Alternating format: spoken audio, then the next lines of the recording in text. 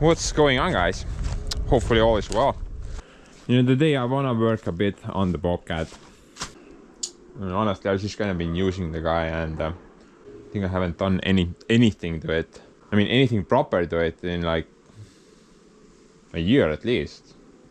I think the last thing we did was the revisit on the bottom bin situation. You know, everything is just kind of holding up on this guy. The guy just refuses to quit. It's a very useful piece of equipment.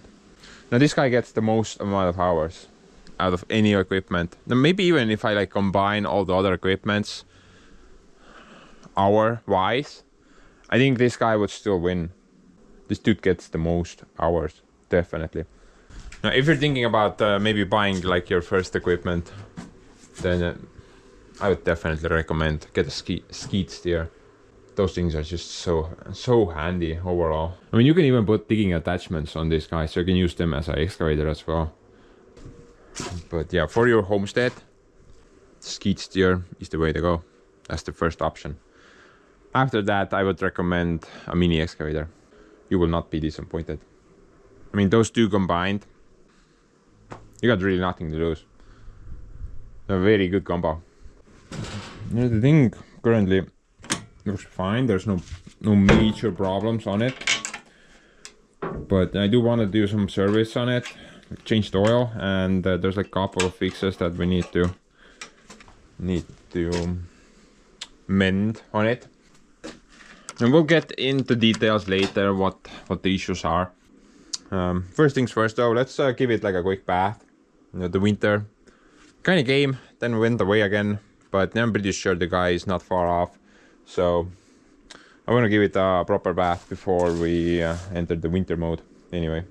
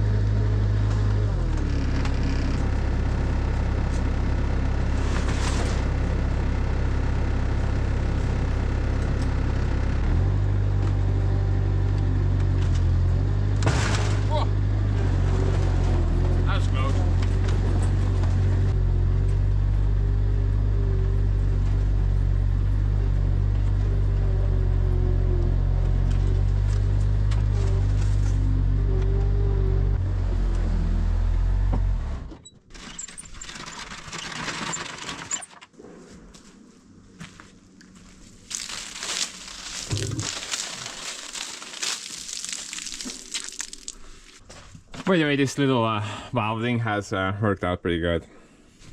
The water level is constantly staying right over there, and it's not overflowing the tank anymore. The water just kind of goes there through the pipe. You know, in the future I was thinking maybe I should add like some type of rainwater wall on this location, because I'm planning to connect more pipes up to that one in the future. And maybe it would be like a good idea to have a collection well instead of the water just kind of going downhill all the time. What do you guys think about that idea? Maybe it's a bit too much, but maybe it's exactly what I need.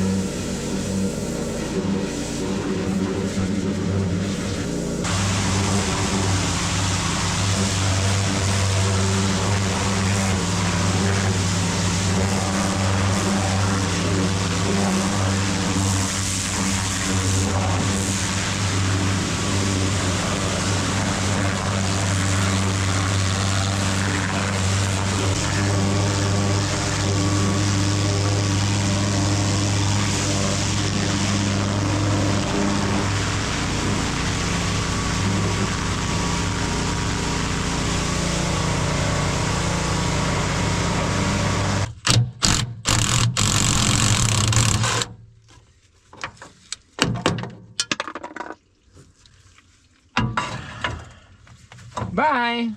Have a wonderful day. Stupid gravity. It said stupid gravity.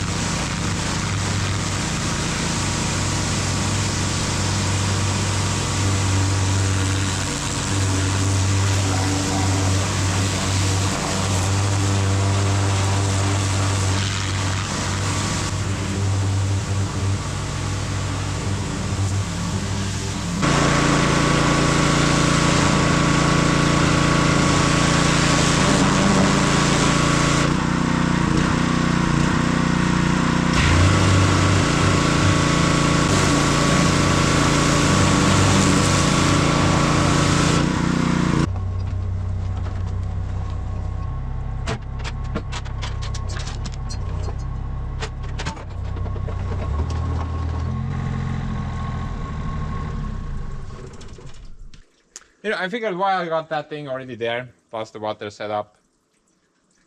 Now let's give the old Yanmar a quick wash as well. I think I'm not gonna use it at least until next year. Not planning to anyway. Gonna get the tracks cleaned and park the thing. The old reliable, we should call that one.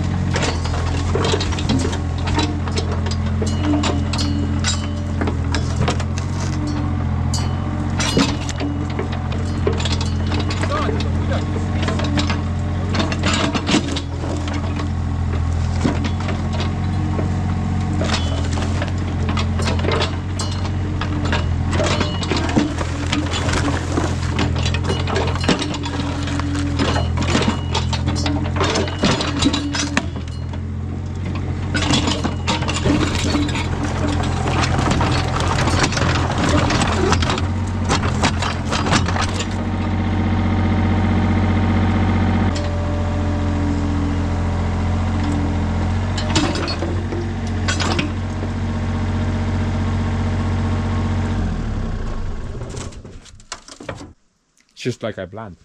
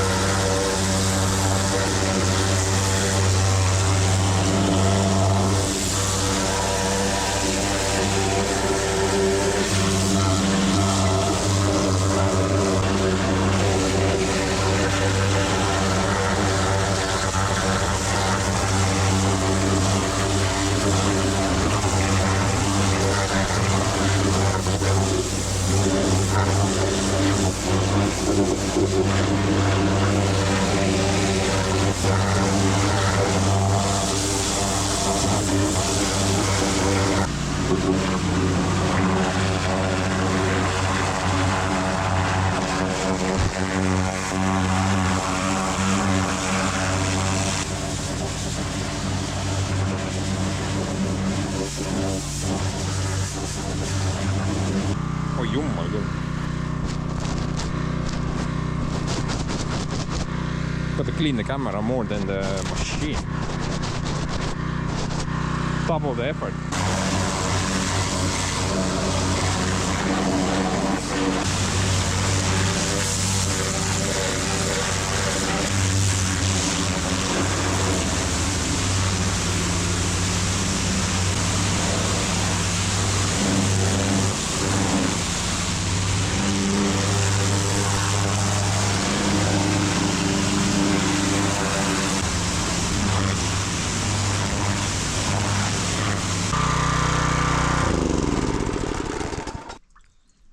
Cleaning a tracked vehicle sucks.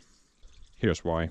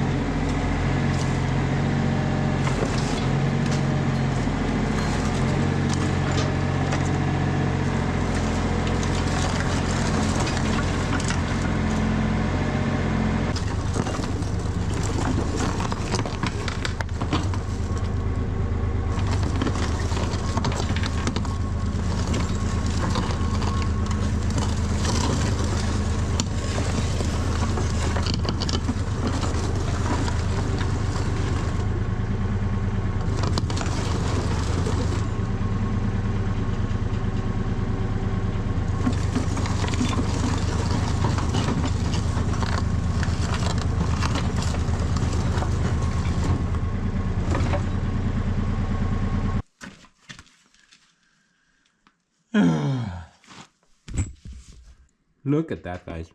Bunch of little dirt. Less than 2 minutes of driving. So it's already dirty. I hate washing these guys. It's just pointless to some degree.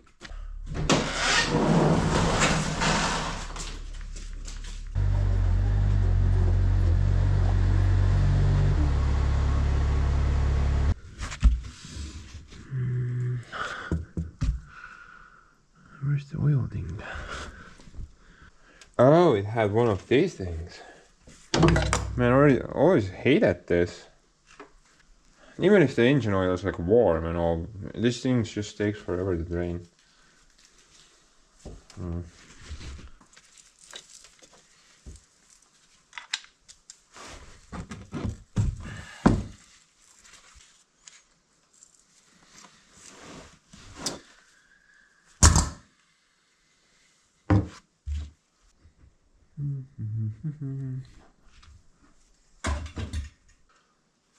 Okay, so this is gonna take some time. I'm gonna go on a little Caribbean cruise in the meantime. I mean, at the local swamp with the kiddos. That's much more fun.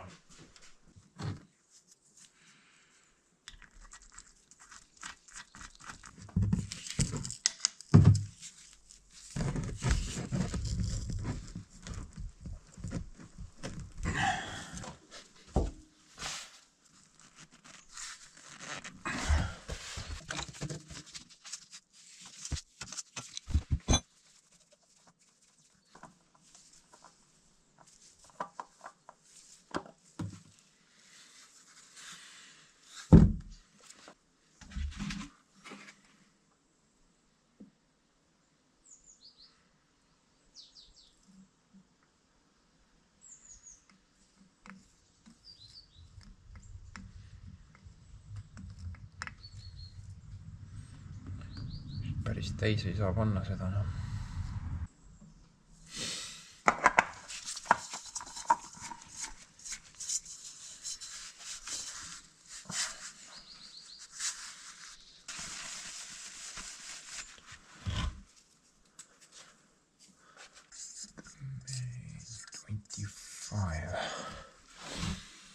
See guys, Ants Pants is growing up.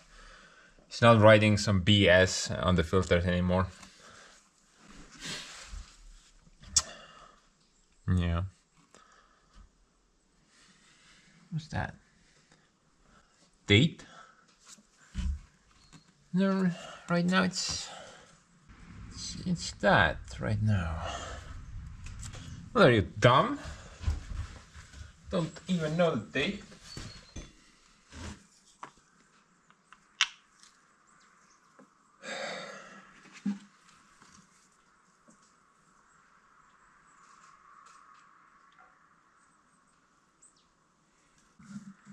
The Mr. Bobcat, along with Yanmar and the Yamaha ATV, they all get the same oil. They get a bit better stuff. Basically that thing. It's like half synthetic oil. Now everything else in the fleet get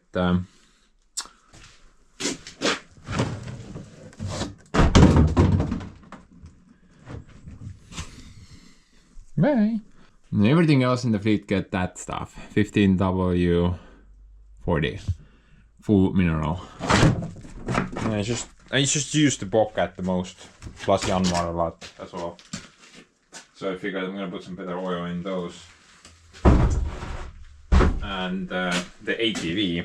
That's like a high performance engine, right? Or something like that. It spins around a lot and makes a lot of noise. So deserves a better oil, I think. What a mess.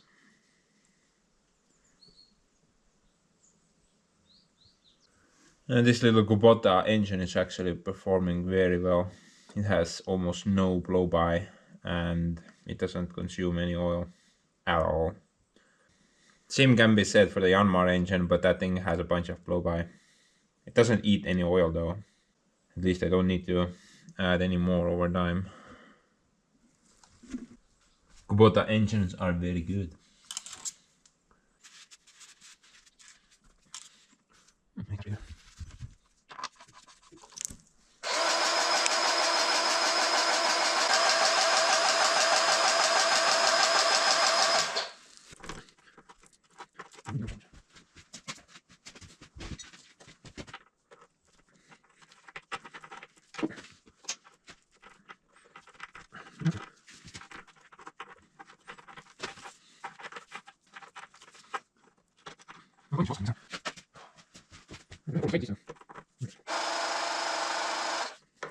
Ma ei tea, nüüd jälle ei läinud.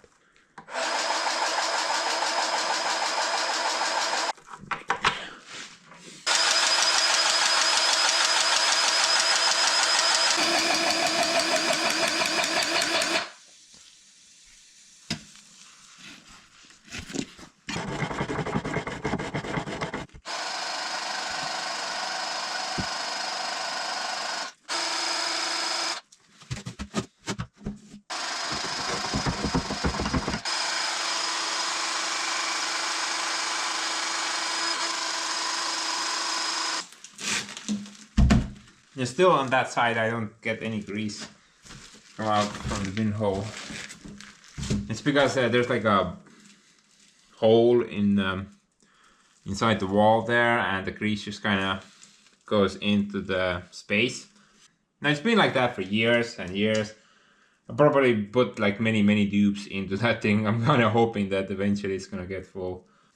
And the bin still gets lubricated nicely, so that's why I haven't really bothered to. Well, how are you even supposed to fix that issue, honestly? No, the hole is somewhere on this plate. You can't really access that anyway. So maybe with like a bunch of KB welder. No, I know, whatever. Now I'm just kind of waiting for the day until we finally get grease coming out of that hole. Then this will be the first Bobcat mounting plate, which is just completely filled with grease. Now I call that a success. That's like extra counterweight, right? Actually, it should be on the other end. Damn.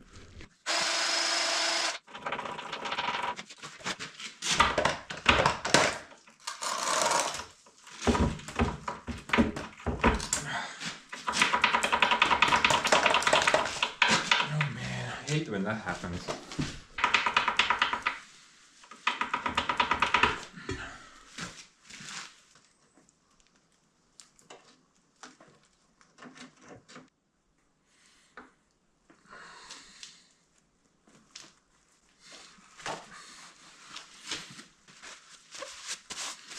I'm gonna swap that fitting out. It does work, but it's straight fitting. It's like the only fitting that's on the machine that can't be greased while the thing is down like it is right now. Everything else can be nicely greased except that. I need like an elbow there. I need to grease.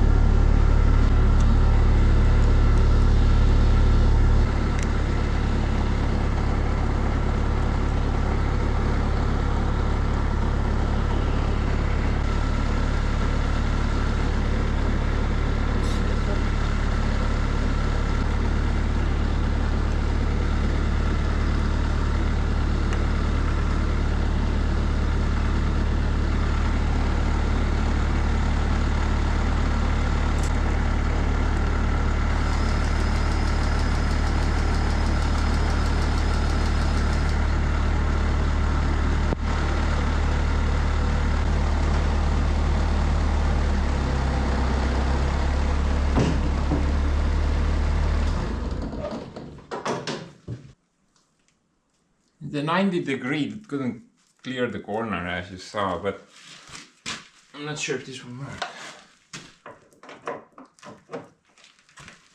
Ah, here we go. Yeah, no problem. Kind of close, but should work.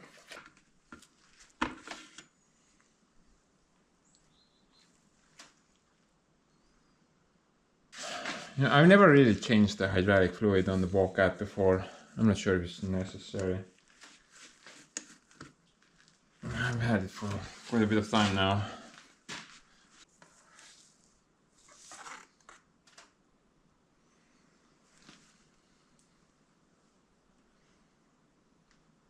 That looks pretty okay, I would say.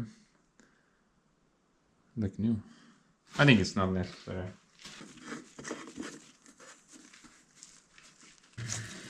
What's that? Firewood? What? This.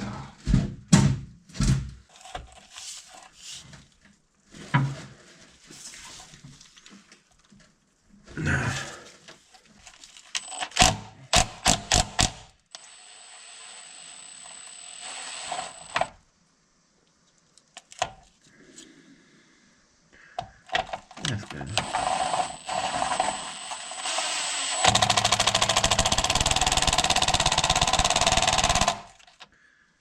Not overfilled, exactly where it needs to be. It feels pretty good.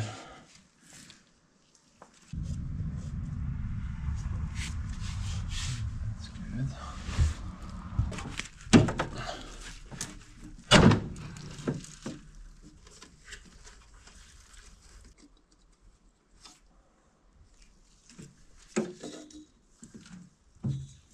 Kind of low there, but not too much.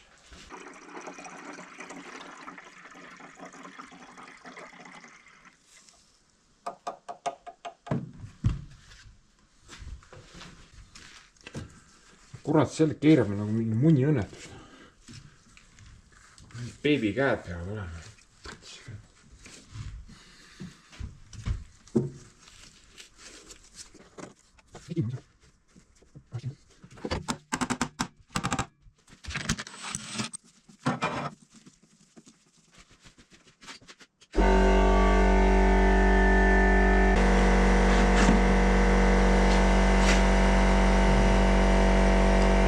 The inner filter looks pretty okay. I'm not gonna remove that. See guys, it is very good. Looks like we got a little bit of exhaust leak inside the filter housing.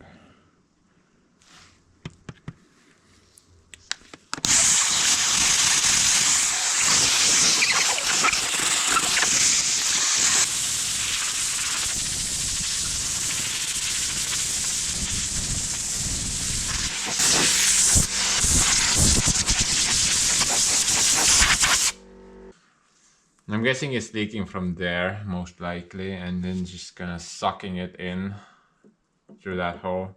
This hole is also dark. The leak is very minimal though. I don't think I'm gonna dive into it right now. And if you guys remember, then a couple of years ago, I think I did like a repair job on that muffler, and well, we basically opened the thing up and then added some new steel on a bunch of holes. Oh, and we did a lot of that welding thing. Yeah, a lot of welding wire went into that little box, but it has held up pretty good so far, I would say. It's definitely better than what it was before. I think if that thing goes bad, whenever, then I'm just gonna cherry rig something else here. Get like a universal muffler. The Bobcat wants like $350 for that thing. That's extremely overpriced. Not worth it.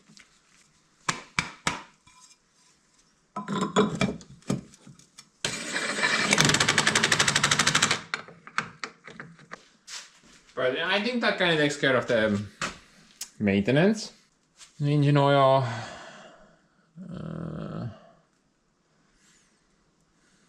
Everything else, pretty much, I would say.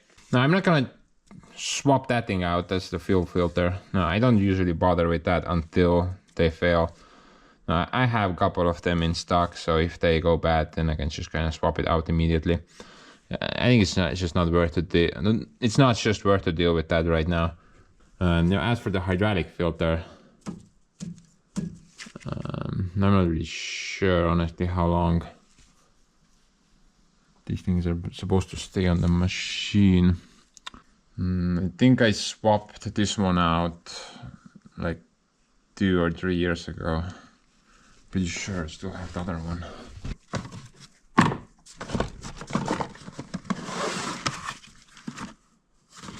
Yeah, this is it. I thought that there was a problem. I had like a little problem with the Bobcat, and I thought it was the issue with the hydraulic filter, but it wasn't. So technically this is even good. And surprisingly, this is very expensive. It's like $70 for this filter. It's a very expensive filter for some reason.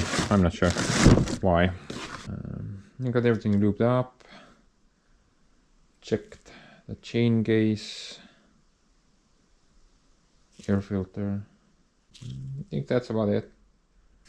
Now there are two more filters under the gap. Those are the case drain filters, and now I have opened them up in the past. They're just super clean, so I'm not gonna even bother. I think you usually need to open those up if there's like a hydraulic failure.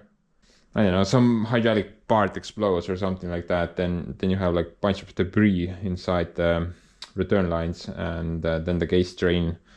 Usually then people check the case drain lines, I mean the filters. But right now I don't think it's really worth going in there anymore. So with maintenance out of the way, let's focus on fixes. I have a couple of issues with this thing. And one of them was the gap cylinders, so definitely I want to replace those. Those are just deader than dead. They don't work at all anymore. And another problem I have at the moment is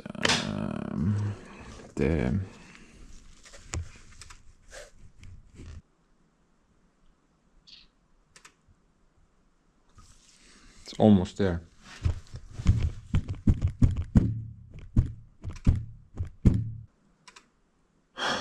I can't say the word. Give me a second. Oh, I all of a sudden remembered. So, glow blocks, guys. For some reason, they just kind of quit on me.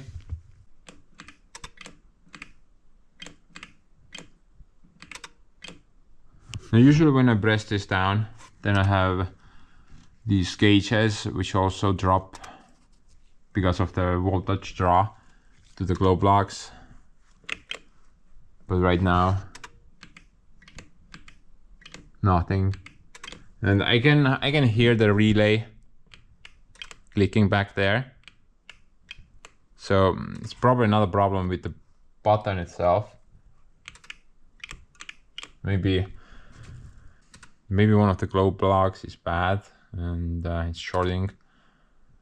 Maybe there's like a blown fuse or something. We have to figure that out because we have winter coming. You know, my cousin John called me up, who also doesn't know anything, by the way. He told me that winter is coming and I definitely need to fix the glow blocks. Now, during the summertime, it doesn't really matter. This car will fire up, no problem. But if it's like -20, then good luck starting that thing. It's just really annoying. You need to crank the engine forever. Another problem with it, oh yeah, the battery as well. There's like, sometimes it works, sometimes it doesn't. Let's go over the batteries, just clean the terminals. But no, that's not a big deal.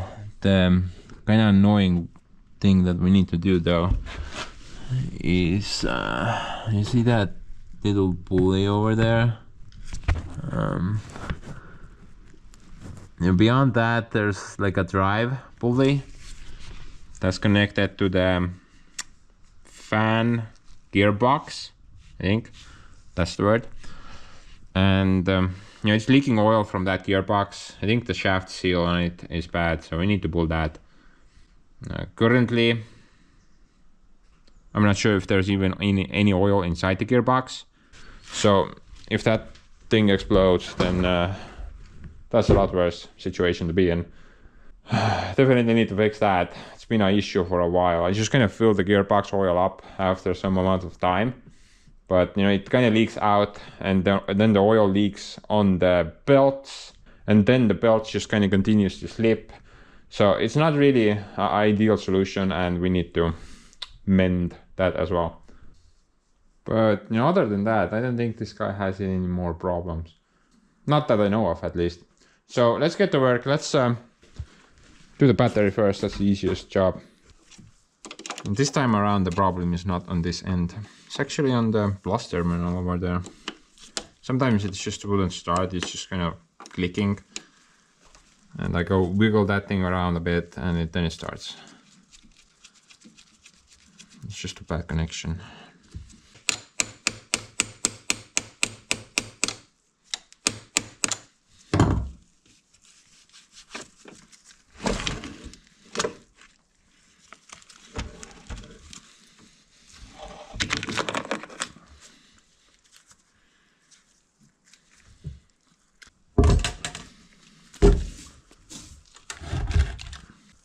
Maybe that's the problem. The wire is about to break off the thing.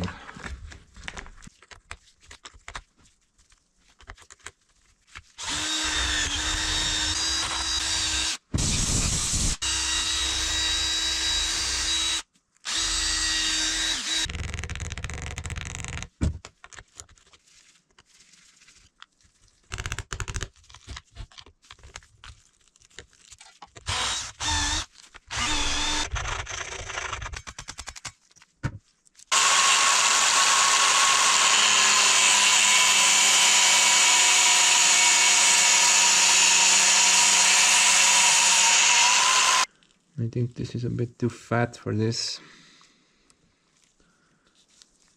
connection.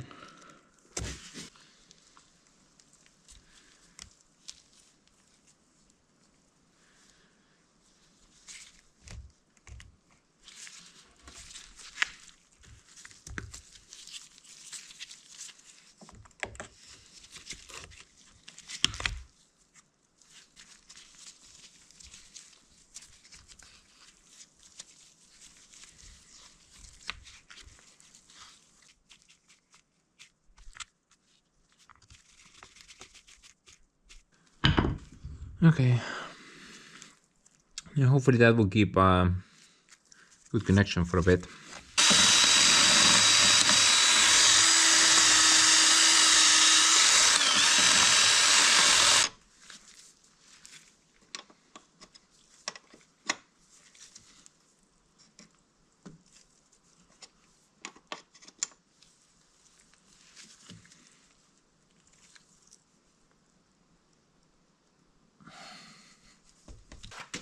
While I'm already here, then I'm gonna swap out the relay for the glow plugs.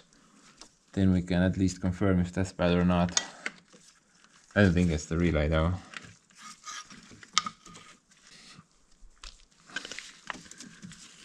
Relay.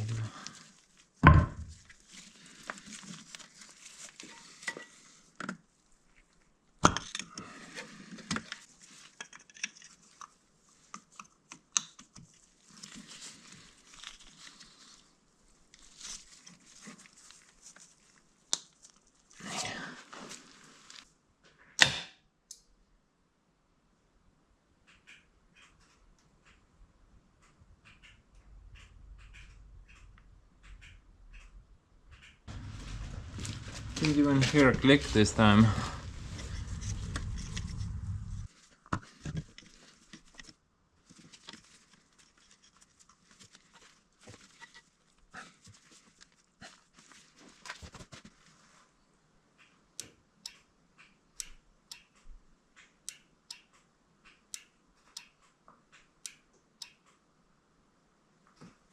What? Nice working, guys. Huh. What did I do? Dude, I just unblocked it and... Wait a minute. You know that famous line? You know, IT guys usually say that. Have you tried turning it off and on? Now, usually that fixes most of the issues, right? I don't know, it started to work now. I just literally just undid the thing and put it back. I did nothing else. I mean, really? See? Those things did not move before. Now it's working. Well, I guess ID guys are Bobcat engineers as well. Fancy that. But anyway, all the other issues are basically under the gap. I think I have like 3 problems there at the moment. The gap cylinders, the leaky gearbox, and parking brake.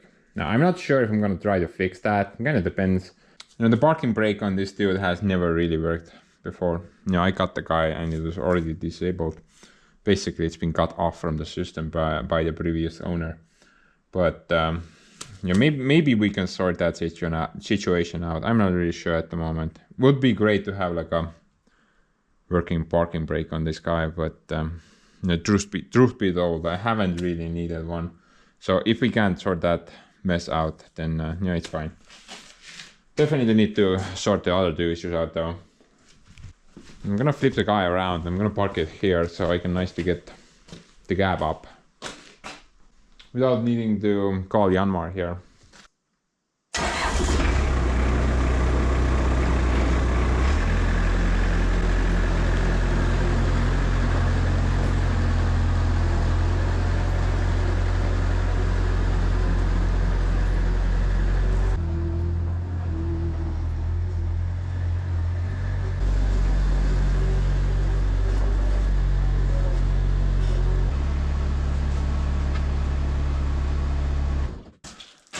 You know, even with this motivational tilt, it might still be quite hard to get it up.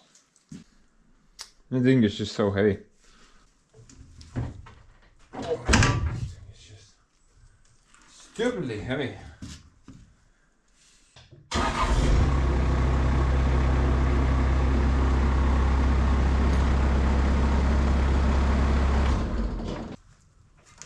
Trying to get the other one.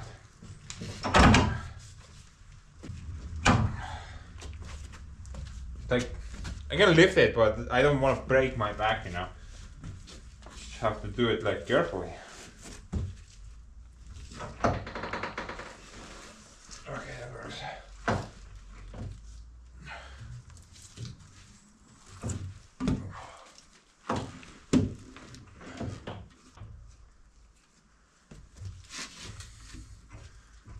think it won't stay up though.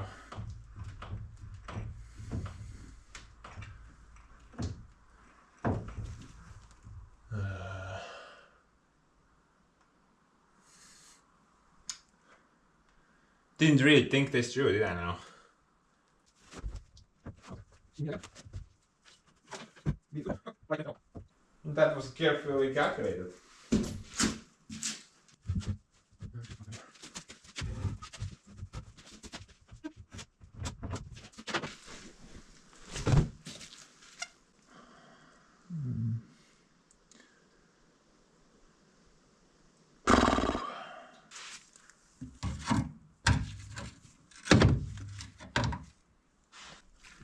Now the issue lies over there.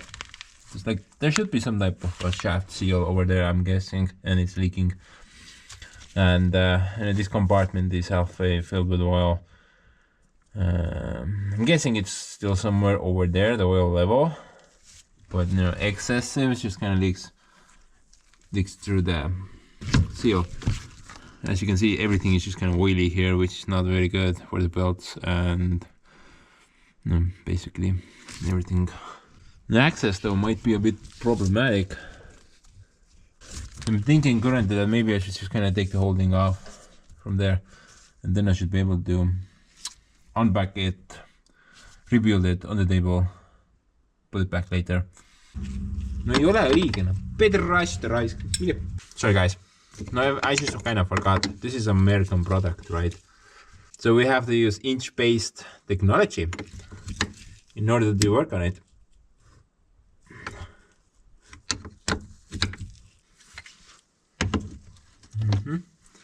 Stupid size. Kuradi 1916. What is that even supposed to mean?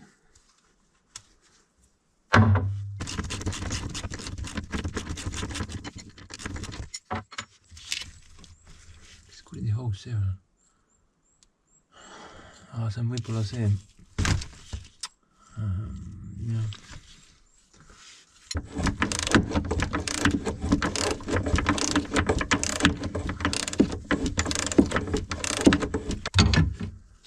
Take note, Belarus tractor plant.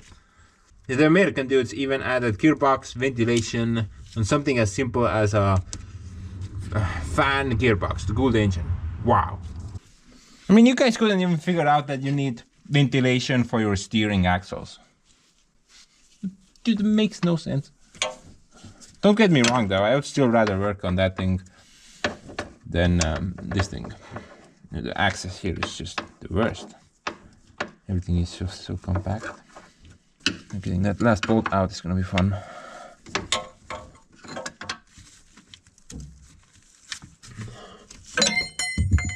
No mine perse noh, mine nüüd otsima seda kuskilt sealt putsi mustast august noh.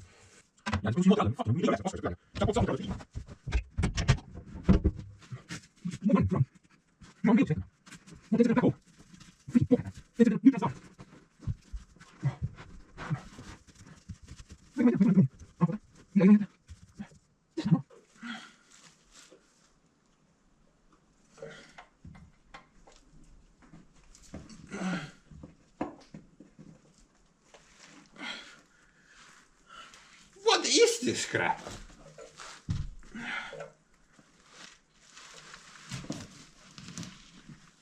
Got something. Yippee-ki-yay.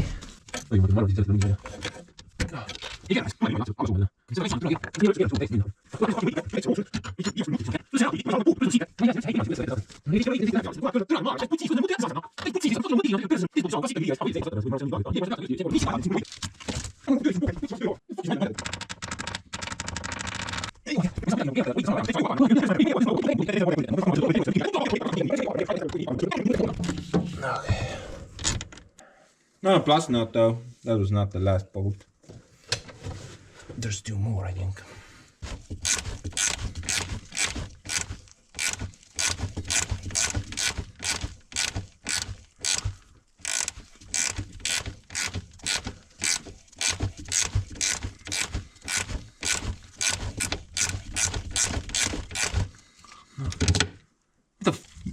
What was I supposed to? Are you serious right now? That is not a welded bolt.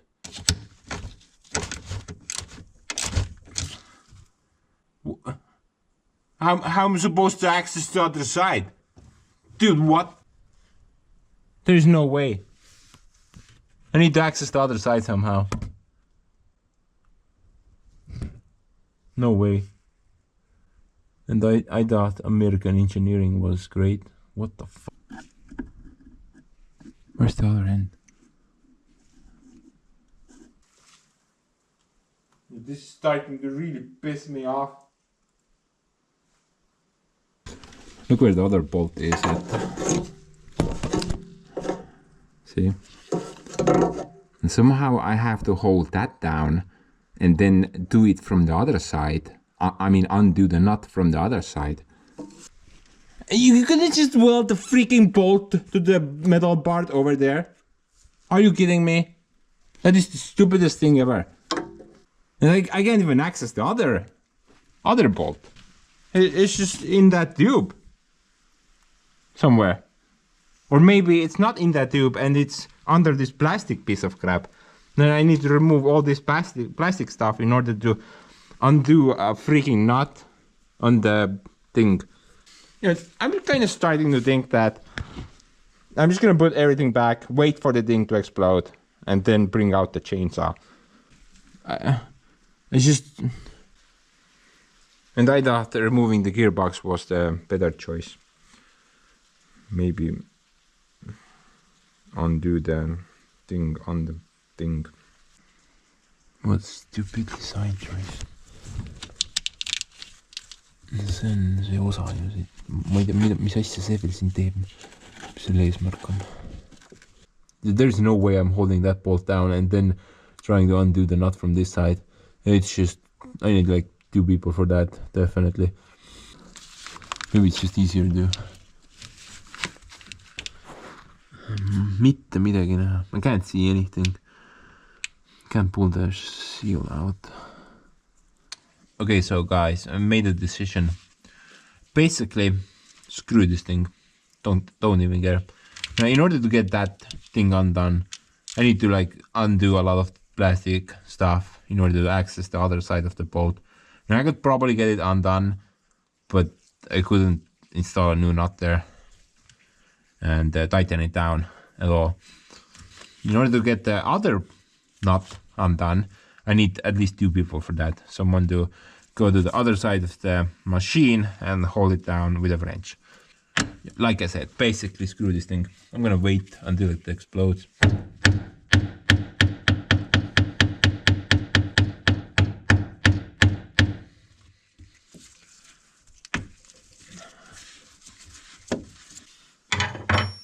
Maybe we should put grease in it.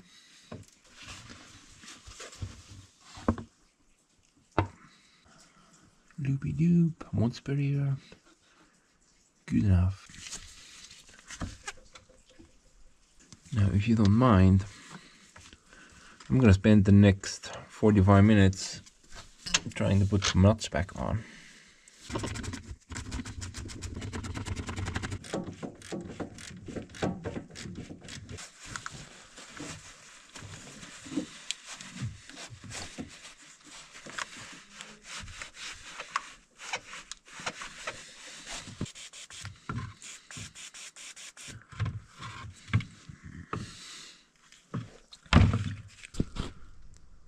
There's a green little shaft seal over there. I'm not sure if you guys can see that.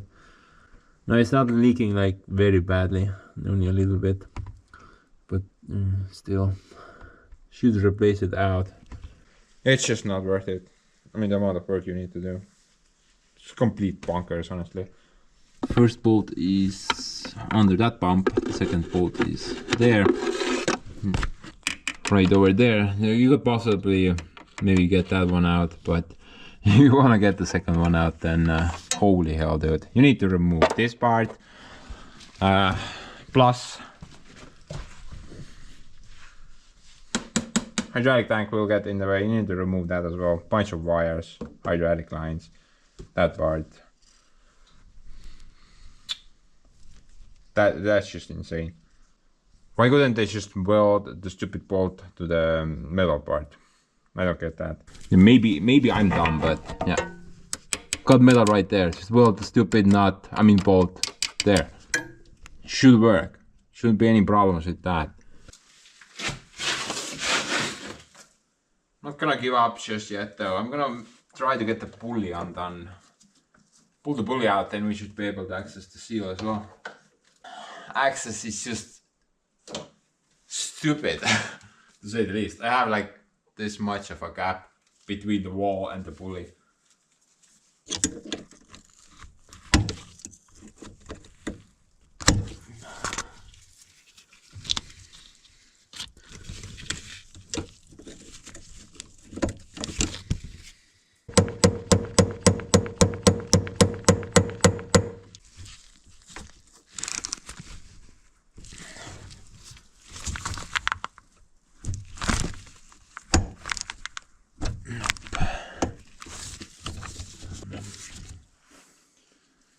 You don't have such fancy sockets.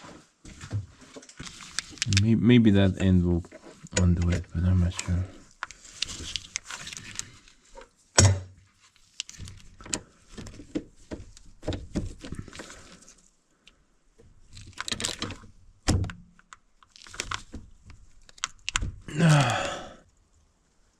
Oh, holy hell. I think it works.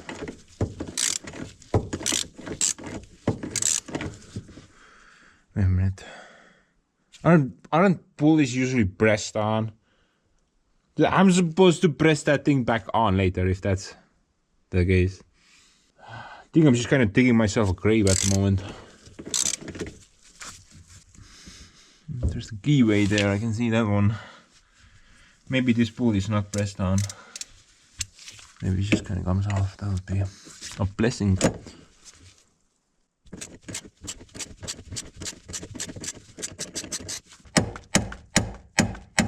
No, this dude is not moving.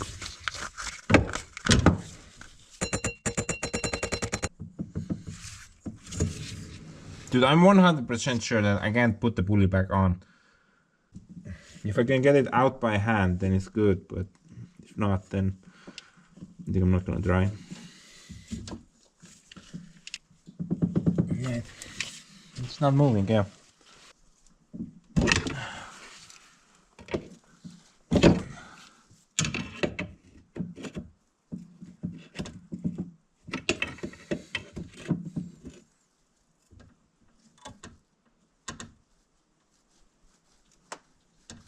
That thing is not coming off. And that's why I wanted to take the gearbox out, because it's a lot easier to remove the pulley on a work table. And I could probably hammer it out on this location, but you know, considering how tight that thing looks, I'm not getting it back in here, that's for sure. Yeah, I'm gonna just kind of abandon this. I'm pretty sure there's like a bearing there and a bearing here, plus a couple of gears to make the turn. Not a lot going on inside there overall. But anyway, I'm gonna order up some parts. I need to order up the gas struts and whatever the two other issues were. I already forgot. Okay. Got a couple of those things now. And these are the original. And these are the original parts for the Bobcat. They were kind of expensive as well. Like $70 each. I went to the local store, and they also had like a bunch of gas struts available. This size also, and they were about $26 there, so quite a bit cheaper. However, I think this is a bit more worth it. You know, when I got the Bobcat, the gas struts were already busted on the guy, so I bought some generic cheap things, and well, they didn't really work from the get-go, and now they're just completely dead.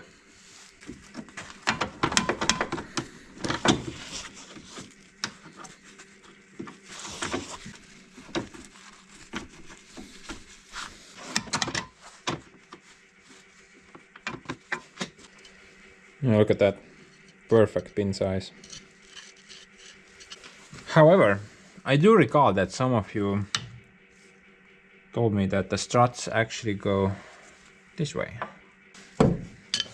not this way. Now, I'm not really sure. I think it really doesn't matter. Let's just kind of put it this way. Maybe it's fine. Yeah, some people will tell me you need to put it that way. Other people will tell me you need to put it that way. And then I'm always screwed because I always make the wrong decision, you know? It doesn't matter what I do, I always make the wrong decision.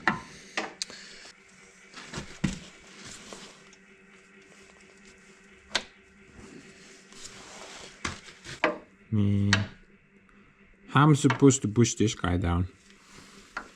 I don't think the gap goes any further.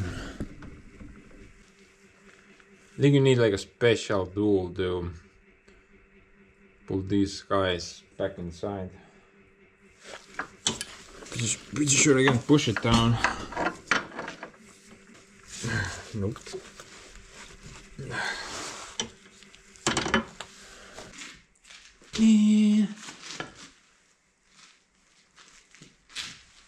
No way I'm pressing this guy down. I need like a hydraulic press or something.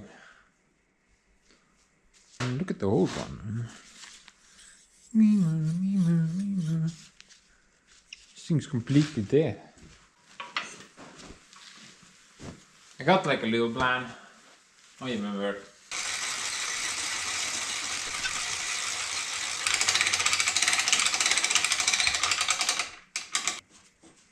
I've never been that far south with this press before. Didn't know that was even an option.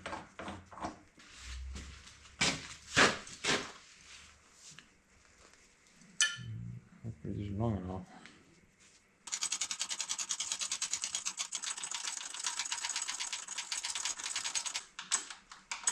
Not the best plan, perhaps. Wait, man, flip the thing around, then you can put that thing.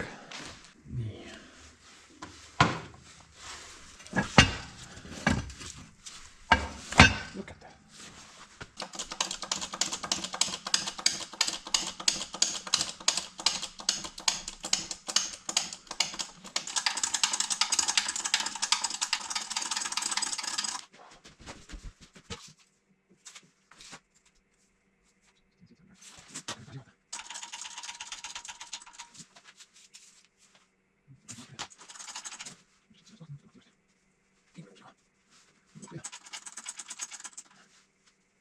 Woo.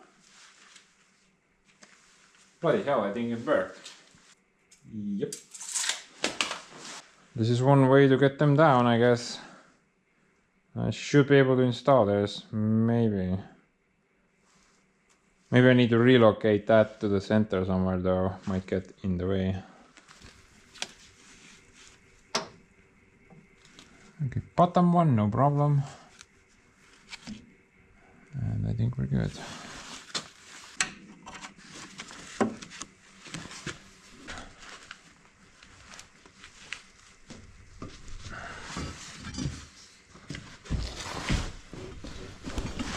Already paks maha.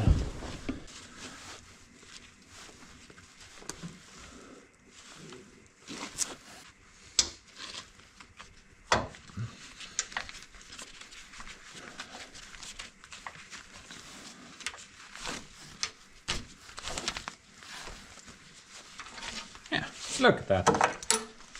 Mission successful. That works pretty good.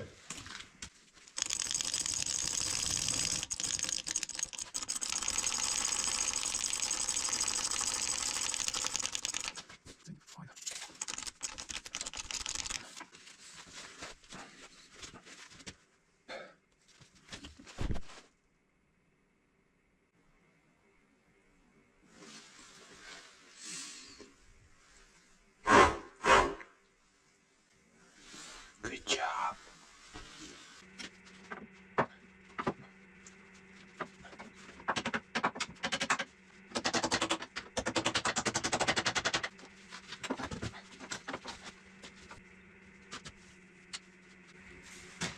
Ta-da! Me!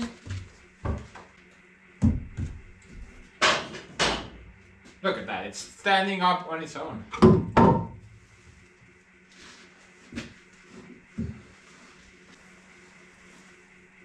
Look at that. Very good.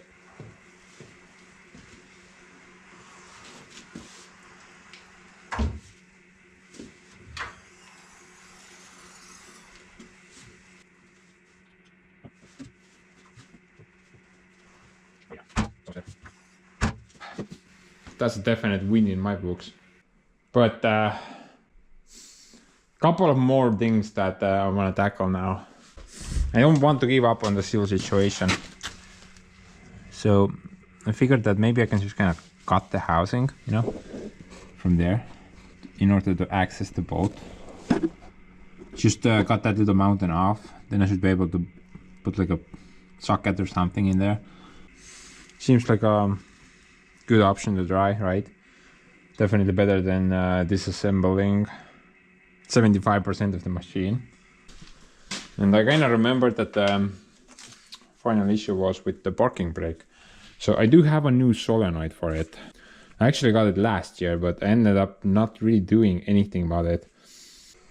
Currently there is no solenoid, parking brake solenoid on this machine. It has been removed by someone and they just kind of jammed some type of a steel rod in its place instead. But I do remember that last year I checked the voltage on the parking brake line and it has voltage. So basically maybe it's just like a simple fix. Put the solenoid in and the thing will work. I don't think so though. I'm thinking there's probably something more to it. But let's try to deal with the seal situation first though. I'm gonna give it another crack at it.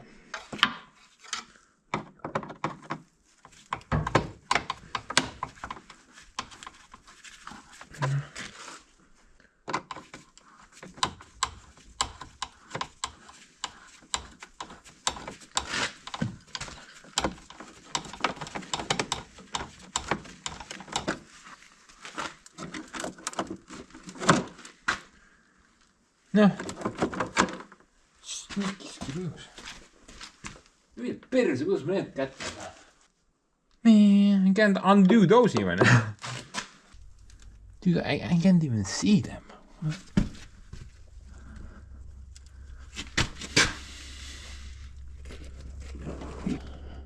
And there it is. And today started off with such hopefulness. It hasn't even been 10 minutes, I'm already pissed off. How to check tire pressure on a Bobcat. Step-by-step guide. It's only 400 pages long and it involves disassembling and reassembling the entire machine.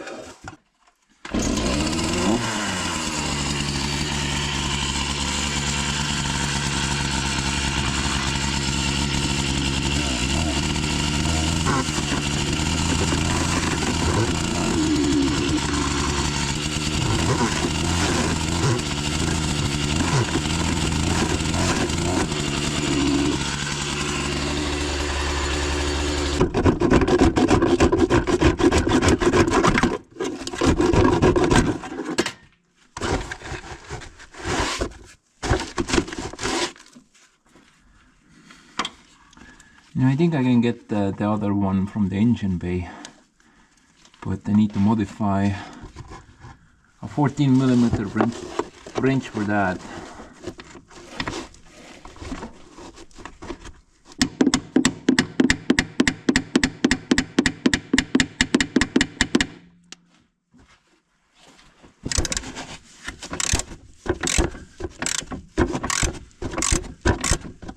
And spans the Churchill. Just got my paperwork yesterday.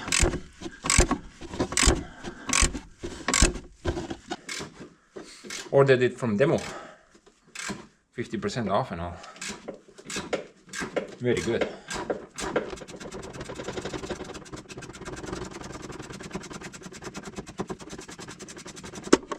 Try to hijack like a 14mm wrench.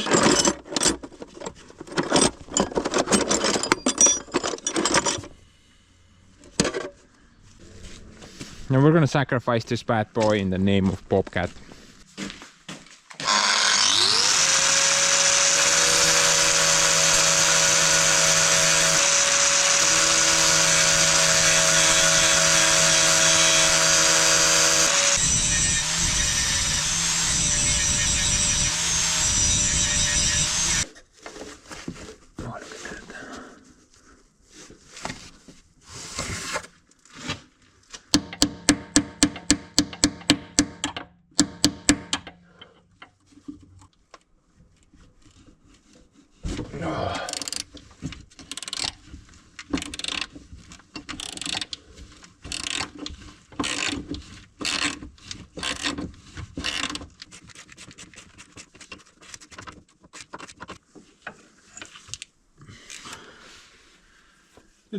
Look how easy that was.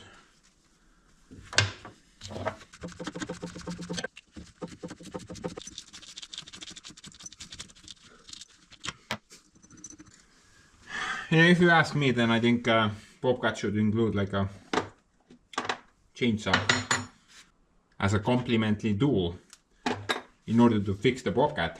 I think it's fair, at least. Minimal.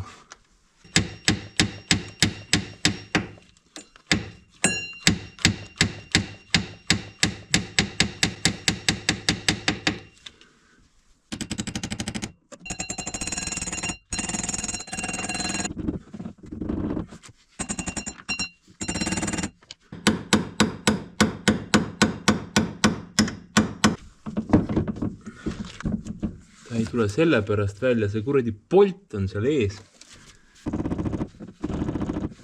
Oh man. I think it was not designed to come off in such a way. First of all, I have to get that bolt out. That's kind of stopping it. Plus, look at that ledge. Maybe if I get the bolt out, it will kind of come out if I put it a bit down. But if not, then it won't clear the ledge anyway. And maybe this unit was supposed to come off with that part.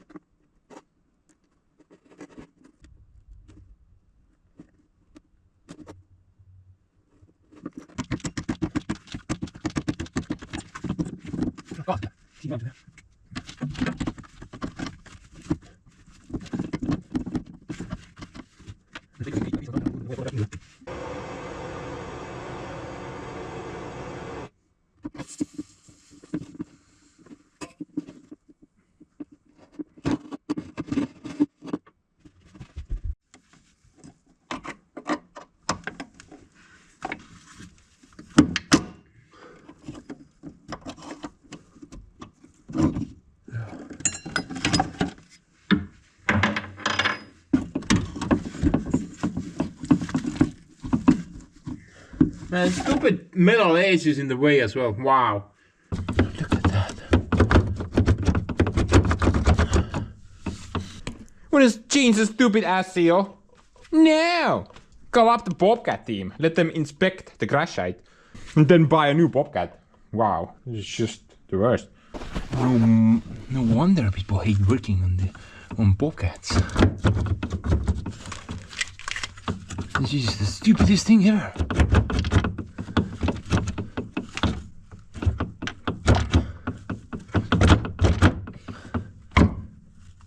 Kuidas ma selle munni minema saan?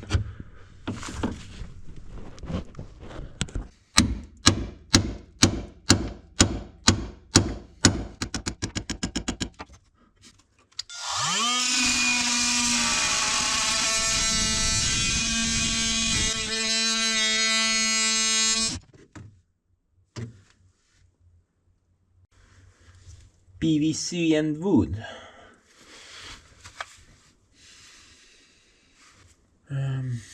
Okay.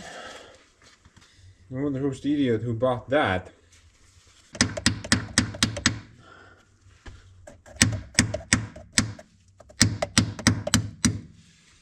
I guess let's keep digging.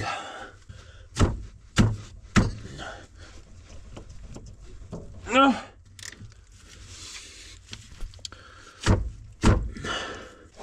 No. Kuradi. Perse raisk.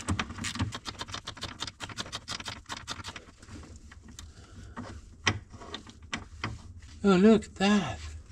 It just keeps getting better and better. This is also a loose bolt. But there's literally nothing up there. There's the fan.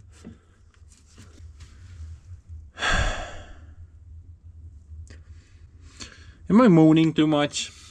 Or is this the worst designed piece of crap I've ever seen?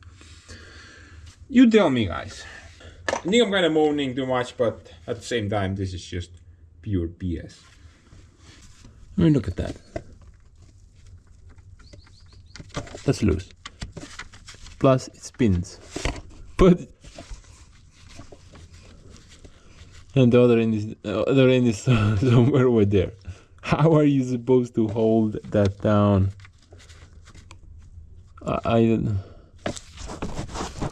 don't get it. I guess you just kind of need to start from the top. You know, disassemble absolutely everything from the top, work your way down. I'm just kind of trying to skip all that nonsense.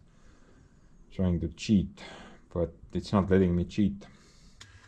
I guess nothing else to do.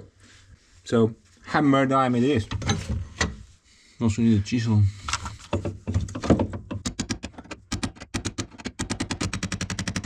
Yeah, piss off, Mel.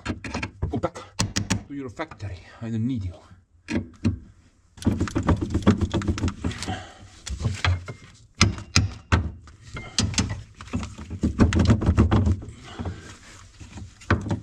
Oh, look at that. Finally. In addition to the chainsaw, also ship a hammer and a chisel. You will need it. I can't see what's going on in there. Hopefully all is good. It looks pretty okay.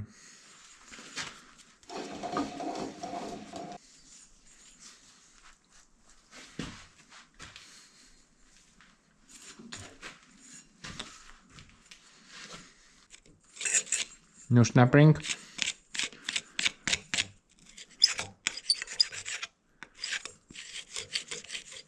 No, I think we're good. I've done that mistake too many times. You start pulling stuff and then things start to bend, and then a wild snap ring appears out of nowhere. That has happened to me too many times.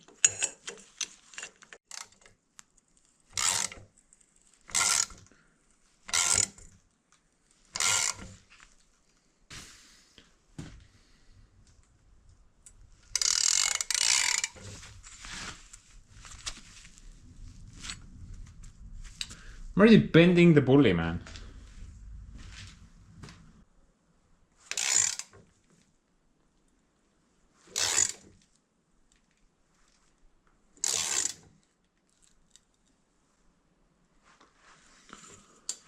Look at that.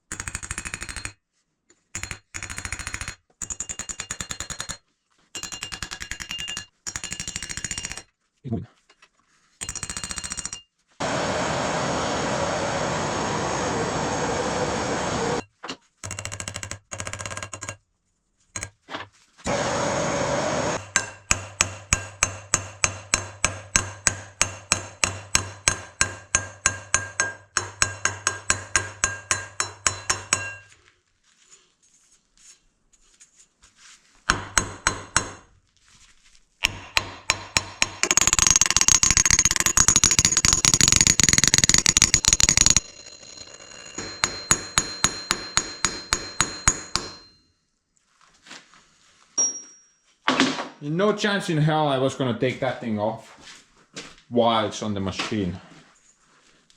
No way. Impossible.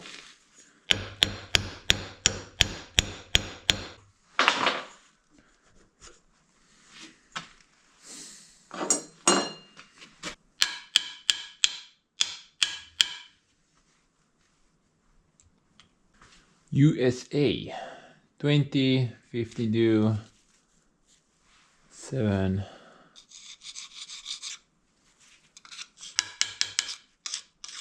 Yeah, that feels like metal.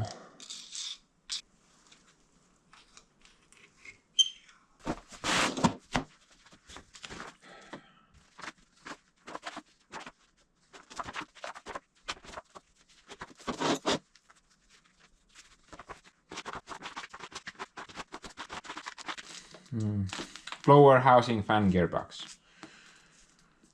Removal and installation. Put jack stands on the rear corners, raise the lift arms, raise the operator's cap, remove the hydraulic reservoir, like I told you.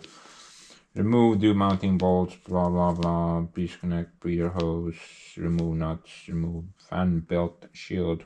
Bro, that thing is long gone. Remove fan belt drive. Blower, remove one. Lower the blower fan from the housing until it rests on the steering linkage. Whatever. Remove the strip of the sealant. Yeah. Basically take the entire freaking thing off. Yeah, like it's saying here. Entire thing needs to come off first. Just like I thought. There you go. Like a special duo for that. Long housing, short housing, internal parts. Remove the fan, the closer. Remove 6 screws.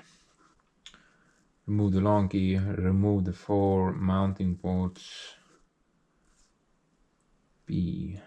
I already did that. Remove the oil from the gearbox. Drill a 13mm hole in the seal and use a slide hammer tool to remove the seal. Behind the seal there's a snap ring, shims, and a bearing. Thank you for the information. This is a good manual. Money well spent. At least Americans know how to make manuals. Everything makes sense. Can say the same for the Volvo. That was a pretty big disaster over there.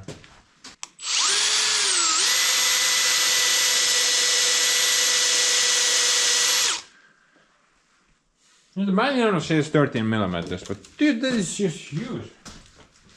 Let's start off with something smaller. That's 13mm. That's what it says. Yeah, 13mm. That is just unnecessarily big. I'm gonna start off at 4.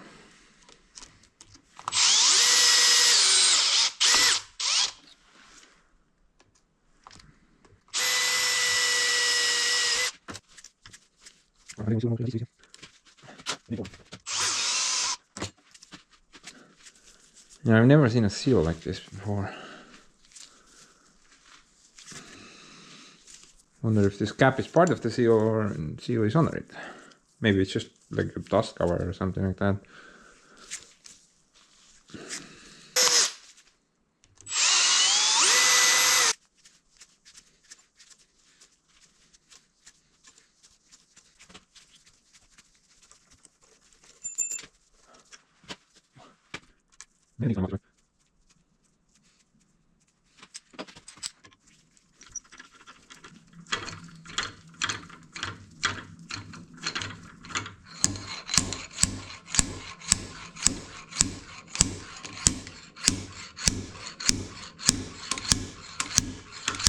Ooh, it is working.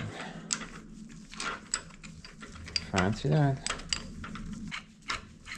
I don't understand the 13mm thing though. Dude, that makes no sense. What? Even the picture shows like a tiny hole, but it says 13mm.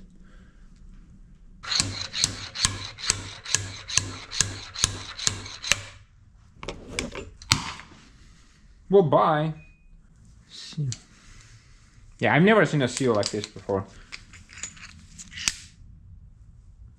But it's a simple shaft seal, I guess.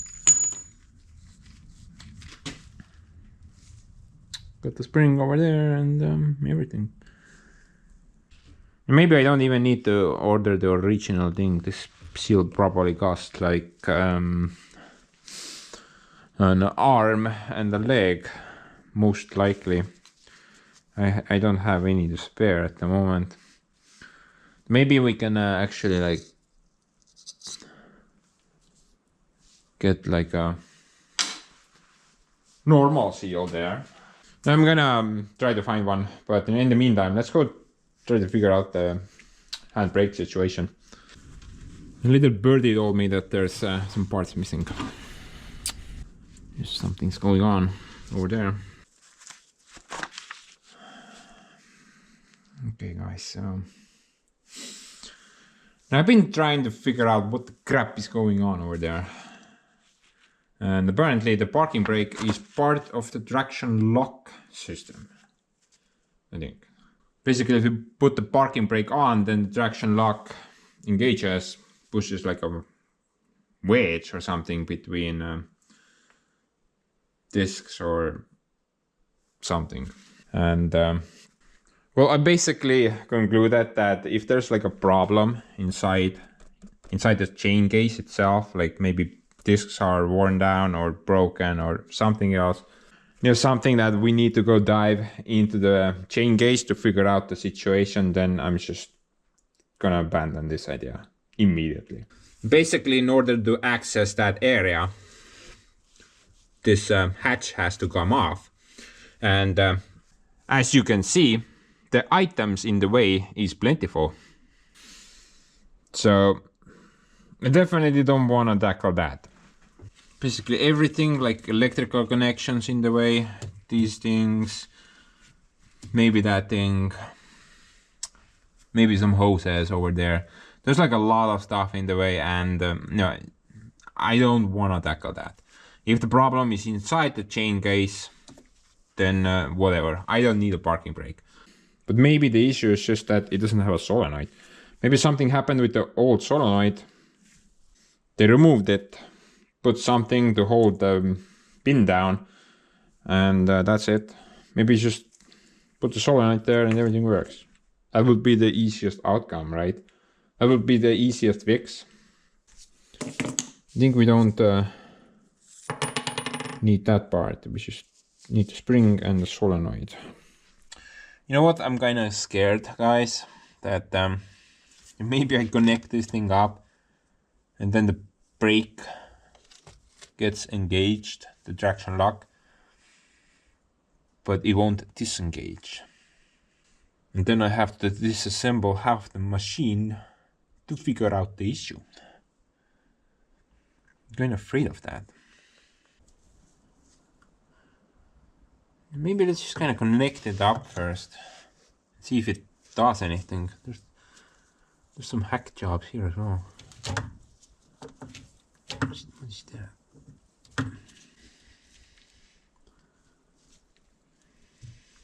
Bloody hack job. What's that for? I think someone has tried to hijack live from this connection at some point for some reason.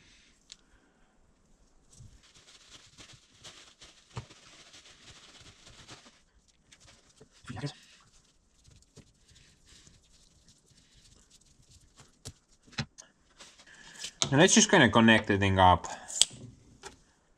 and see if it even does anything. Maybe there's an electrical problem.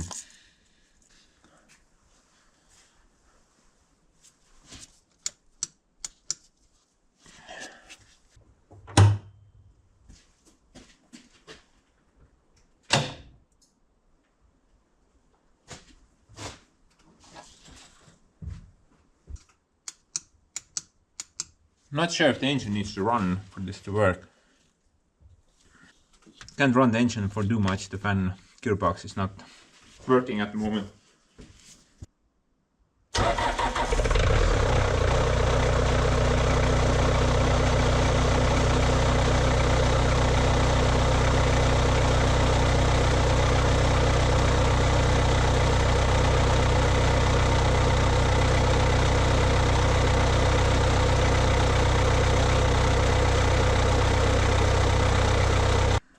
Okay, so the thing is not doing anything. But I'm not sure if it's supposed to do anything if it's out like that. One thing's different though. Inside the cab there's this computer, and it shows a bunch of error codes if you have any. And it always had a parking brake error code flashing. But right now it was not flashing anymore, so I'm guessing it was because of that. The solenoid was missing. I think we should try to hook it up to the hole. And maybe it will actually work. Maybe it needs to be inside the hole to function. Man, I hope I'm not gonna regret this. Buy a new Bobcat if this thing locks up.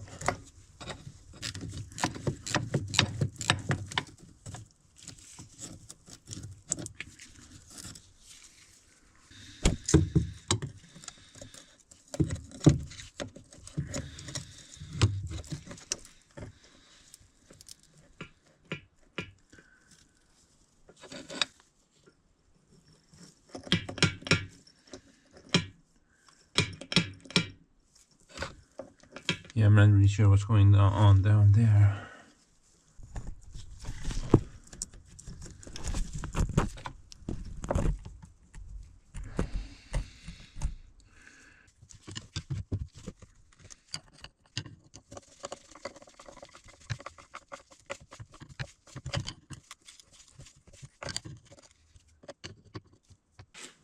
My current theory is that the lock will engage once I move the machine, but it won't disengage due to some electrical issues. And technically, because I don't get any more error messages over there, I don't need to press the traction lock override button anymore, technically. And it should work. I mean, the hydraulic functions should work the moment I put the bar down.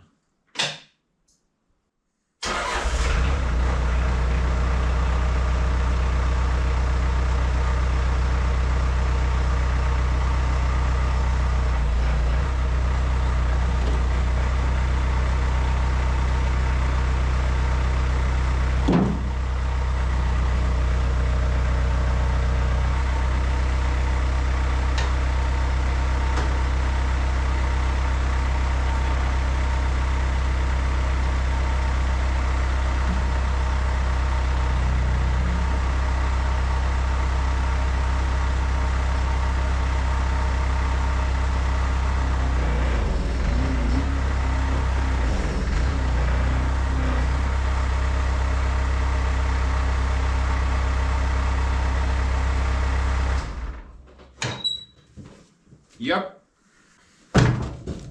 Okay, so parking brake doesn't work and now the tracks are locked. Exactly like I predicted. Hopefully I can take the thing out. The lock itself works, but there's an electrical problem on the machine. I was pretty sure it's not that easy.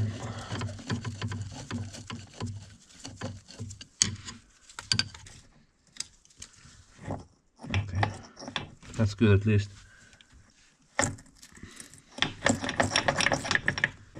Oh, yeah, the wedge is moving, at least that's good. Just gonna add that back right now.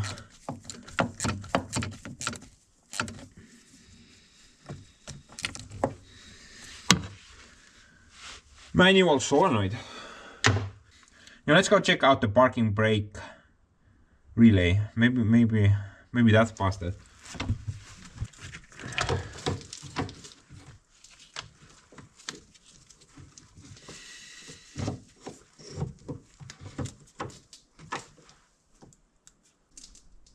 Bloody hell. It's missing. What?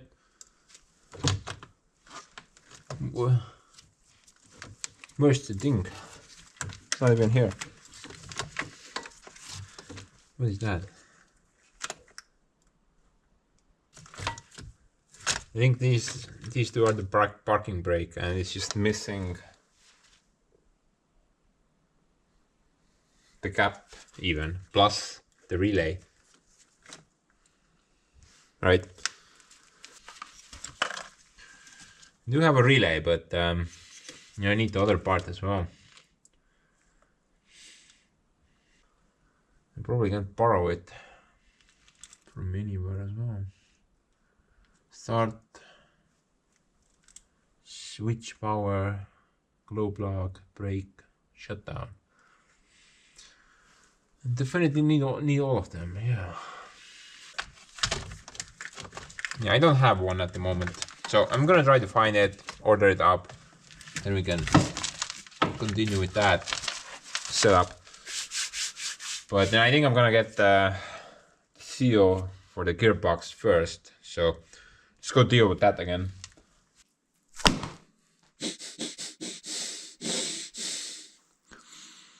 Dude, I'm visibly pissed off. This thing took forever to freaking arrive. Oh, and the price as well. Wow. Plus, I don't even know if it's the right thing. So I went to my local seal shop, and basically all they had was metric, and well, I showed them the thing, and they basically looked at it for like a couple of seconds and then pointed me towards the door. They were like, get out of this shop with your American nonsense, or something like that. And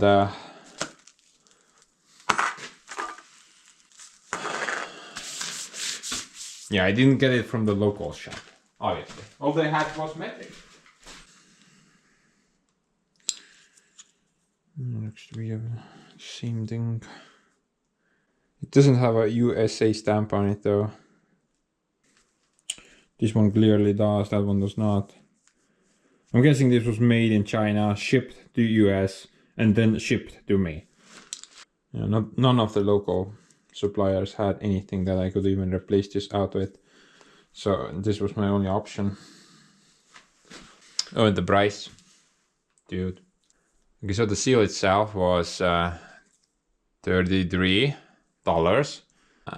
Shipment cost about 21 USD.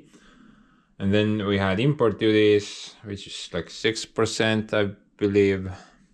Maybe there were some other duties as well, but basically I ended up spending like almost 60 euros on this thing. Okay, I remember when I went to the Russian tractor shop in order to buy a seal for the axle hub. The seal was like 2 euros or something like that. And that thing was huge, like this size, much bigger than this. Plus the axle bearings, they're like $22 or 22 euros. This size bearings, 22 bucks. And that's like, well it's 30, but you know, everything else included, 60. Holy hell. I think this was not worth it. All the trouble we went to freaking replace this thing. Should have just kept this thing inside. Very minor leak that was, but whatever. What's done is done. Let's put the piece of crap back together. I need the Bobcat.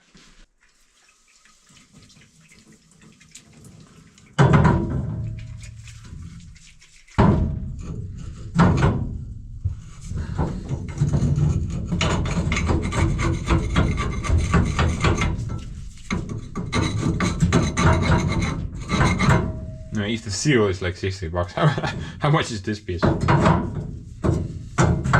Probably buy a new Bobcat before buying that thing.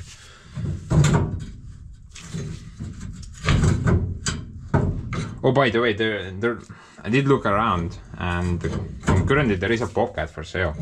I think it's the same. No, that was 8.3 something.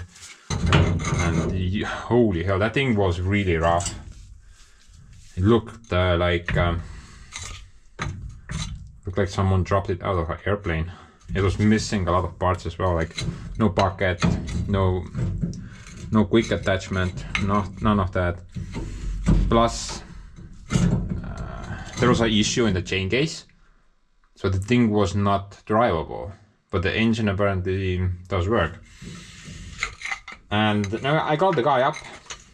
I was hoping that maybe I'm gonna get like a very cheap deal. But you know, the guy wanted like almost 6 grand for it. Like 5,500 euros. Like, what? For that? Dude, that's just completely scrap. Why do you want so much for it? I know. We did not end up making a deal. Just wanted too much for it.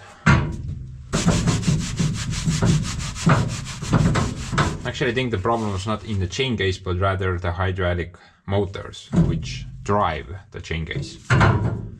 So if it's a busted motor, then that thing alone is like 3 or 4 grand. Not worth the risk.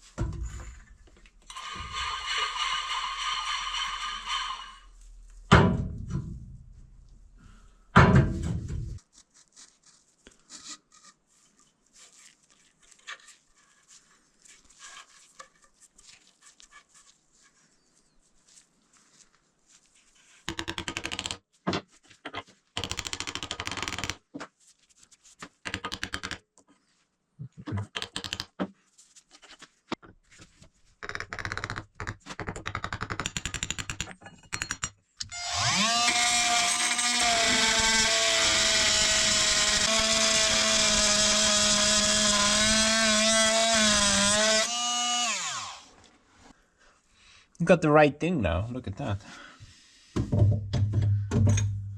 I just need to modify it a bit.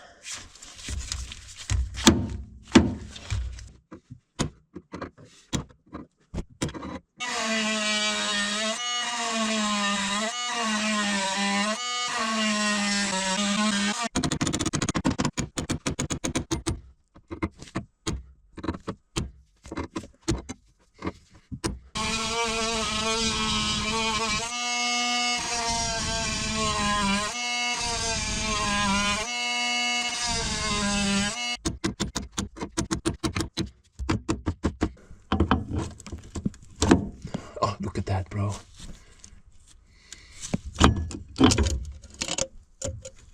Technical modification. What type of a seal is this?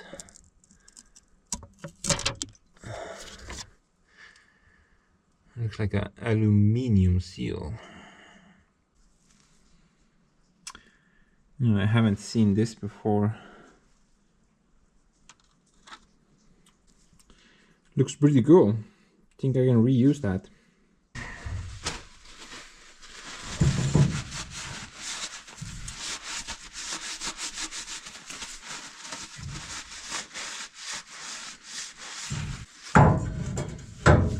And just in case, I'm gonna add a bit of that Kool-Aid to the seal as well.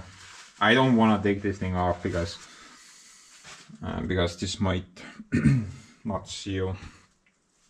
There was an option to order this new seal as well, but the shipping time for that part was the next century.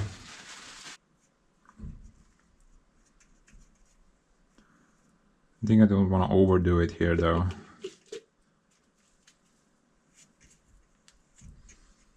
Because of that bearing, although it shouldn't matter that much.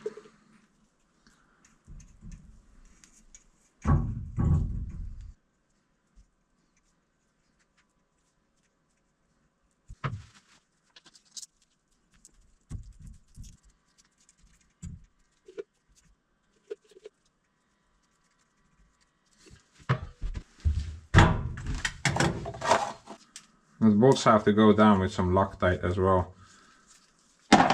Kind of lost one bolt though.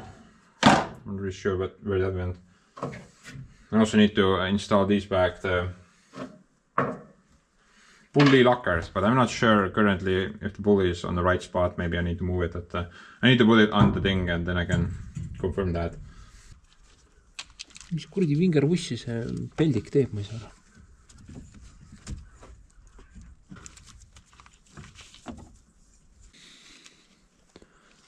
I think that's pretty good.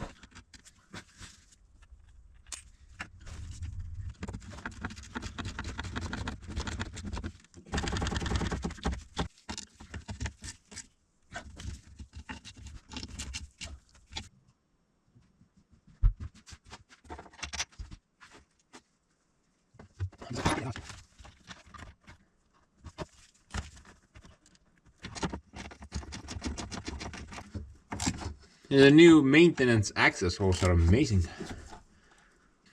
All the Bobcats should have them.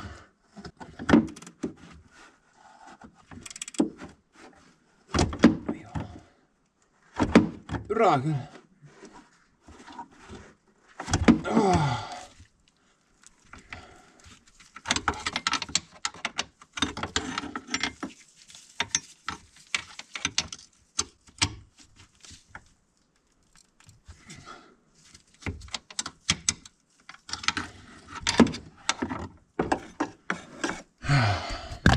The second hole still requires some research.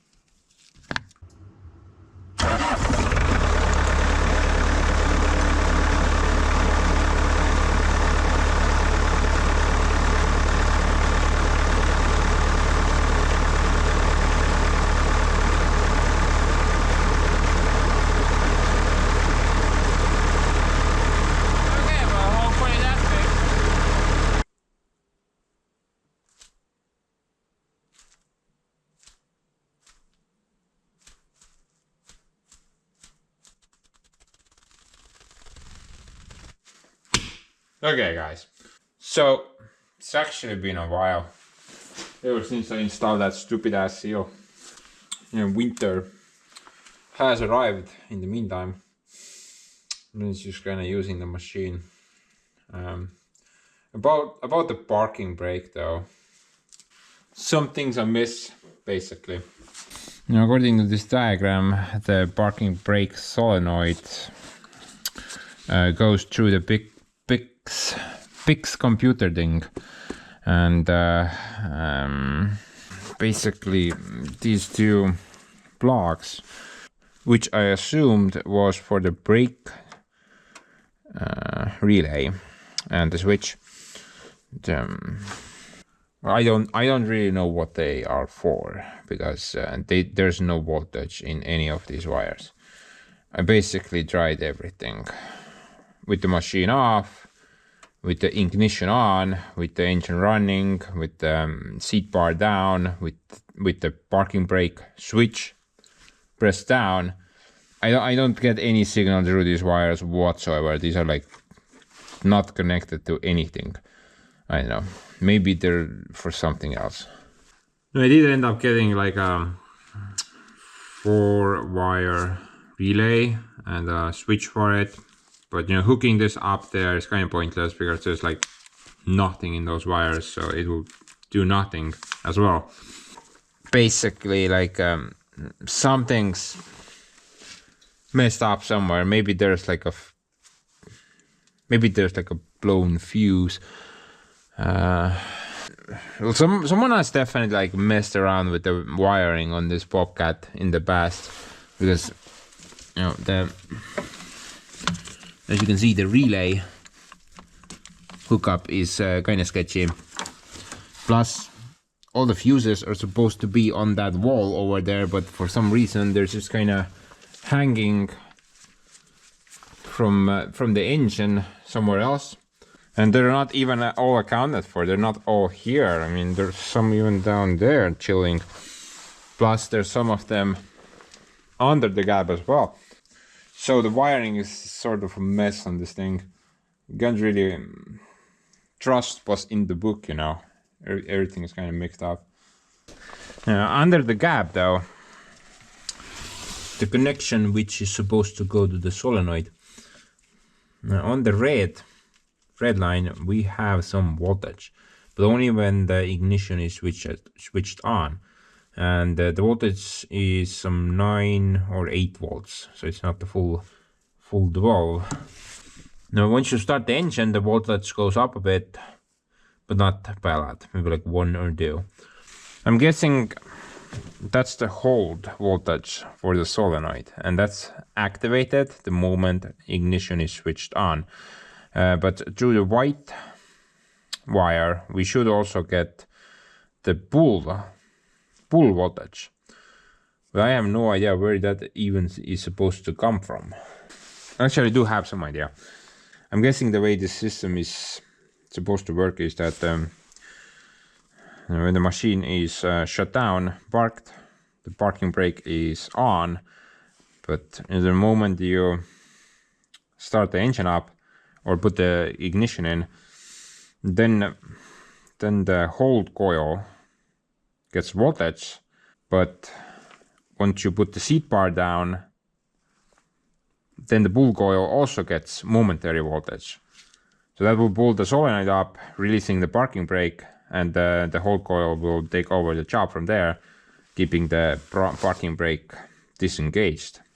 Until you press the stupid button down there, which will let the coil drop down again, engaging the parking brake. So I'm guessing that's how it's supposed to work. Kind of makes sense, right? I'm not 100% sure, but I think it works like that. Start the thing up, put the seat bar down, brake gets released, push the stupid button, brake gets re-engaged, push the button again, I guess, brake gets released again. Maybe some of you can confirm that. I am unsure. So, because there's some weird witchcraft going on in the wiring of the machine, I don't think I can get it to work or originally the way it's supposed to work. Unless I can figure out where the wiring glitch is at. I don't even know where to begin, man. I do have an alternative option though. Just gonna skip the wiring, the original wiring altogether. Do some of my own wiring. It's very simple. I mean, all you need is some wire and a couple of different switches. I'm gonna put it down on cardboard for you guys. Maybe it will make more sense then. Just keep in mind, I'm not planning to do this right now. This is just an idea. I'm not sure I even want this. Honestly, I never really needed the parking brake. Would be great to have, but it's not really like it's not like oxygen that you need desperately. But my little hack job would look something like this. So we have the battery with its plus and negativity over there. Then from the plus terminal, I would do one of those wire things. Maybe also put like a 5 amp fuse over there somewhere. From there we would go into the gap to do a special switch. And this would not be like a typical on and off switch. This should be a pressure switch, like the one the globe locks have. So you press it down, but it doesn't stay down once you release the finger. It only needs to function briefly and quickly. You can't actually, it's not a good idea to hold it down. Basically, if you hold it down, then the Bobcat will eventually catch on fire, which is not very good. But maybe that fuse will save the day. Anyway, from that special switch, we go to the solenoid with its 3 connections. And we will connect that up to connection number 1. Now ground we can steal from somewhere. It really matters not where. Somewhere up close, I would say, should work fine. Now the final connection also needs to go to the gap, to a standard switch, not a special one. And I guess we can grab power for that switch from the ignition, because that doesn't really require a lot. Maybe we'll need to add like a fuse there as well, but I'm not sure if that's necessary.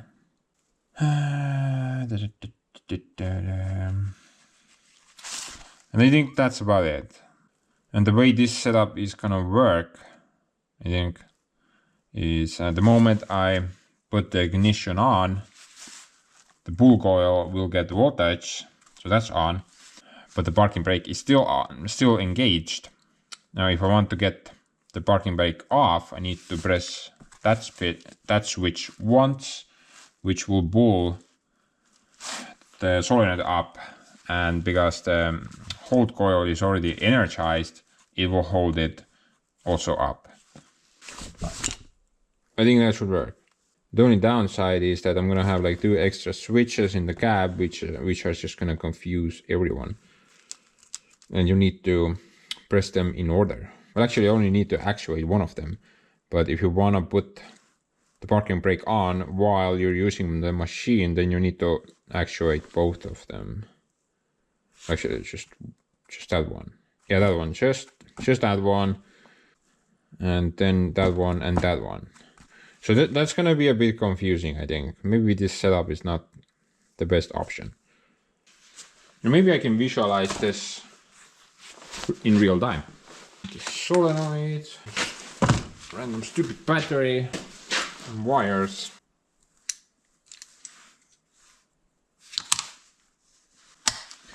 Okay, so the ignition is currently on and nothing's happening, but the moment we press the pressure switch, the solenoid is going to activate and it's going to hold down.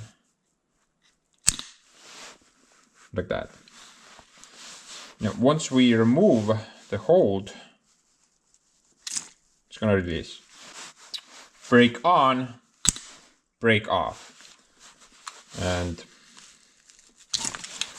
brake on again. Hope you get the picture. I mean, it's right over here on cardboard. Look closer. I mean, technically this should work, right? once you set up all the wiring, switches nicely, then it's a lot less mumbo jumbo. This is just like a test version of it, but technically it should work. Although I'm not sure if having 12 volts on the whole coil all the time when the engine is running is good. Well, to be honest, on the machine currently we do have that option. So there's like 9 volts or 8 volts on the whole coil the moment you put the ignition in. So it shouldn't matter. But the only difference is that in this setup I have the full 12 volts there, not 8 or 9. So maybe that's problematic.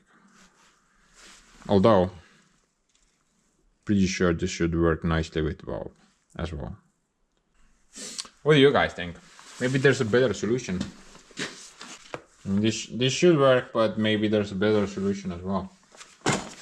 Keep in mind though, I'm in no rush with this.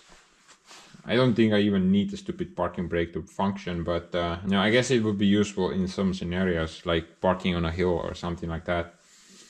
And luckily, we have Joseph, so there's no more hills anymore. But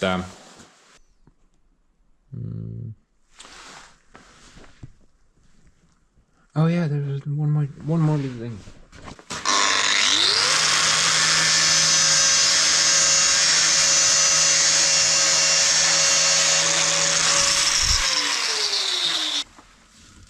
I mean, look at that. This stupid line is about to burst. Now you can't see it, but it's almost there. It's a case drain line, so there's no pressure in it per se. So it's slowly gonna start leaking, and the thing is that it's not gonna stop. It's just gonna leak until the tank is empty. That's what kind of sucks about case drain lines. They will never stop leaking until there's nothing left to leak.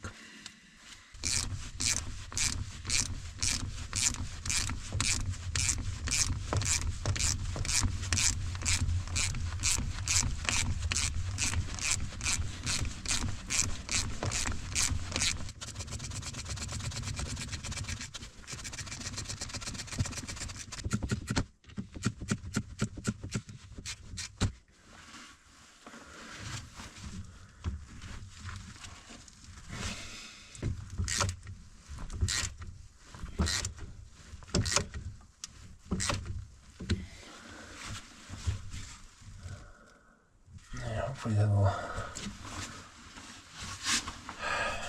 prolong it a bit.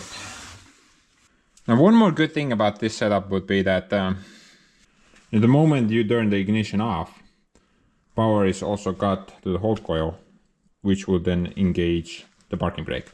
So if you turn off the machine, parking brake gets automatically activated. Turn the thing back on and you only need to press that button once and then you're good to go.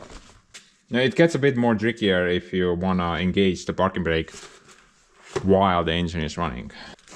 But yeah, I'm not gonna tackle that right now. I'm gonna wait what you guys think about that setup. I'm gonna go. I mean, that little dirt needs to get back to work ASAP. So, bye-bye.